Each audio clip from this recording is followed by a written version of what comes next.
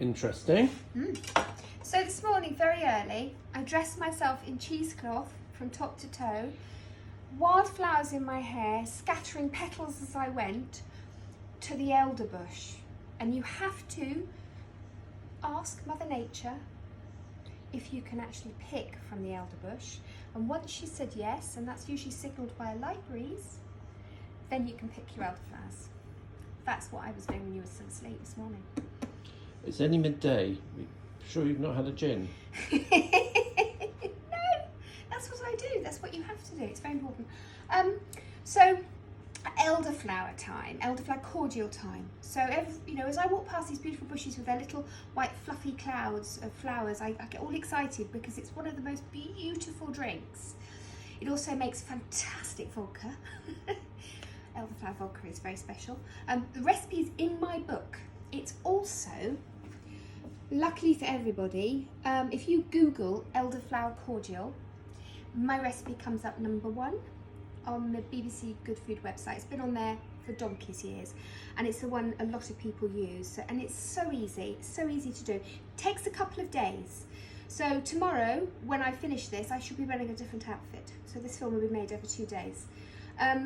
It is simple, as I said. All you need is the said elderflowers, a bit of fruit, water, sugar, and some citric acid or tartaric acid. Now, you can get both from the chemist. We don't go out, so we've had some sent via Amazon. Probably paid a little bit more for it because it was. But get in now because it is elderflower season and everyone's going to be buying it. And we don't want to have the same Bannerton bread mould thing issue that we have with the sourdough, because we can't get hold of one of those, can we? So anyway, what I did here was I've got 2 litres of water. Now, I think my recipe in the book is almost double this, but I've got 2 litres of water in here, which I poured over 1 pound or 450 grams of sugar, okay, caster sugar, nothing special. And I let that go cold, okay? So I let it dissolve and I let it go cold. And then I'm going to take orange and a lemon. So a lot of recipes just have lemons in, but I like an orange too. So I'm just going to slice the orange, like that. Helicopters out again. Pop those in. Okay. Might find this bowl's too small and I might have to change to a bucket or something, but it looks pretty for the film. That's why I did it. So slice the lemon too. Okay. That goes in. Now, when you've picked your flowers, don't be tempted to wash them, all right? Don't be tempted. Because if you wash them, if you have a look closely on the flower, can you see all the little yellow dots? That's the pollen. That's the stuff that smells so beautiful and it makes elderflower cordial so special. So if you actually wash it, you're just washing all the pollen off. It's completely pointless picking them. And also, if you can, and this is absolutely true, pick when it's sunny, because there's extra pollen, because the sunshine on it just makes it go, oh, I'm going to produce lots of pollen, or I'm going to let my pollen open, and I don't know what it does, but anyway, you have more pollen. And then you get these beautiful flowers. So I'm just going to drop them slowly but surely into my mixture of water and fruit. Also, when you pick them high up, not below, just in case a doggy has cocked its leg. And if you want to, you can just shake off, if you see a little fly, just sort of shake it off. So how much cordial are you going to be making? Well, 2 litres worth there. Okay. Just over, actually, because of the sugar. So how many florets or? As many as you can get. I say about 40, really, for almost a double mixture. But I would go for as many as you can possibly get, because you're only going to have a more concentrated flavour of elderflower. So if you can really get hold of 40 or 50 heads, do it. And also, what was I going to say? Oh, it's gone now, John. That was there for a minute. It's gone. It's gone. Oh yes, I know what I was going to say. So if you have a really concentrated version of it, if you want to make the elderflower vodka, which is in my book, you make a version of elderflower cordial, then you take half of that elderflower cordial and you put more elderflowers in it and you steep it another 24 hours, then you strain that. Then you have a really concentrated version, which you then add vodka to and keep in the fridge. And it's a really lovely cold drink to have in an evening with a tonic. Actually, it's lovely with a tonic. Also, these are lovely deep fried as well. Really? Yeah, you dip them in a batter, very light batter, and then just pop them into the hot oil. A little bit of icing sugar dusted over the top. Really delicious.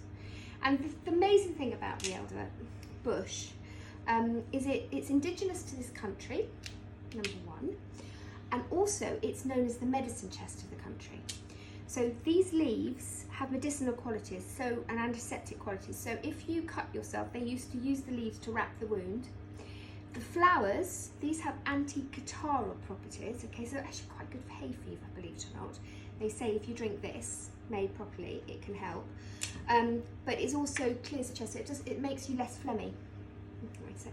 And the berries in the autumn that you get from the elderbush. So don't pick all the flowers because you want the elder tree to be able to give you some berries later in the year. Those berries are very high in vitamin C, higher than black currants, higher than a lot of things. Very tannin, but if you add those to a jelly or a jam, really delicious and full of vitamin C. And they used to boil up the berries, maybe with a little bit of wine and sugar, and give it to children when they had colds to help reduce temperatures. So that's why it's called the medicine chest. It's a wonderful, wonderful bush. It's not just beautiful flowers that look pretty in May and June. It has a purpose. Okay, we're nearly there.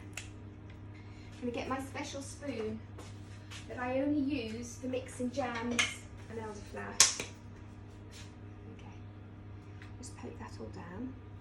Put some more in. Got loads here. Mine's a bit bonkers.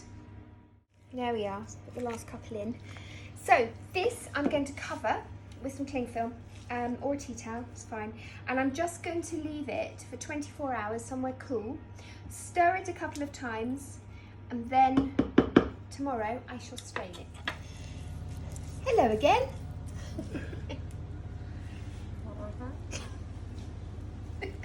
Not even funny, is it?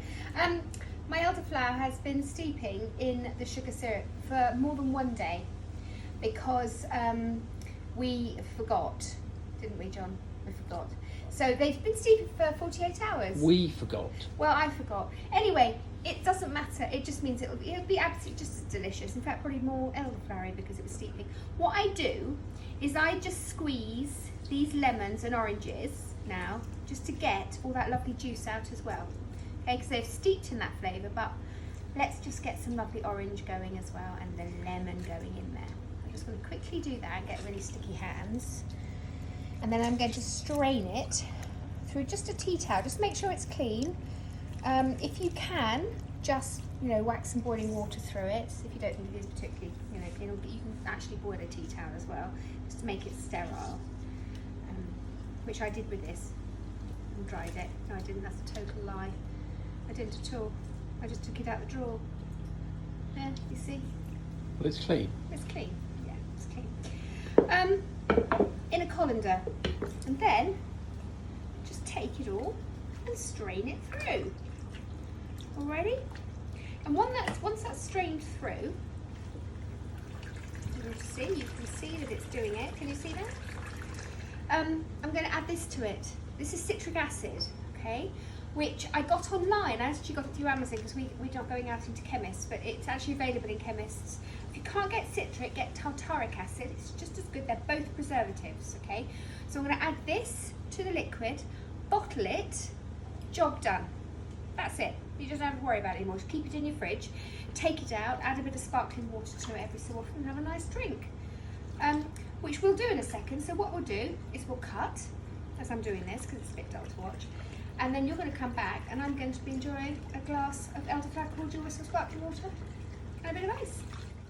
Actually, I just wanted to show you this. I actually always decant it into something like an old gin bottle. So when I do pour myself a little tip, or maybe at lunchtime, John looks at me in horror. It's always fun. It's just quite fun to bring it out as well when you've got friends.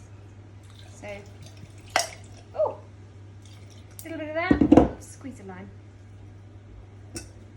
Fizzy water. Chin chin. Oh, that's lovely. That is lovely. Oh, that's refreshing. Make it.